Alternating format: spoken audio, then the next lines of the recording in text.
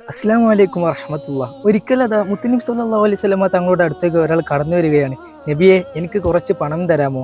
ഇത് കേട്ടപ്പോൾ നബി സല്ലല്ലാഹു അലൈഹി വസല്ലമ തങ്ങൾ മറുപടി പറഞ്ഞു, എൻ്റെ കയ്യിൽ ഒന്നുമില്ലല്ലോ, എന്നാലും ഇന്നാലിന്ന വ്യക്തിയോട് പോയി നിങ്ങൾ പണം സ്വീകരിച്ചോളൂ, കടം ഞാൻ വീട്ടിക്കോളാം.